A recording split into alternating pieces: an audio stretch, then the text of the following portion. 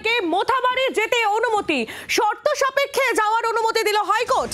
11 April Suvendu অধিকারীকে মোথাবাড়ি যাওয়ার অনুমতি দিল হাইকোর্ট। শুভেন্দু অধিকারী রাজ্যের বিরোধী দলনেতা, তিনি মোথাবাড়ি যেতে চেয়ে হাইকোর্টের অনুমতি চেয়েছিলেন এবং অবশেষে সেই অনুমতি পাওয়া গিয়েছে। শর্ত সাপেক্ষে মোথাবাড়ি যাওয়ার অনুমতি দিল হাইকোর্ট। 11 এপ্রিল রাজ্যের বিরোধী দলনেতাকে মোথাবাড়ি যাওয়ার অনুমতি দিল উচ্চ আদালত।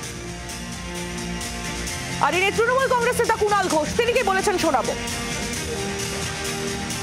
কোর্ট যখন দিয়েছে তারা বুঝবেন।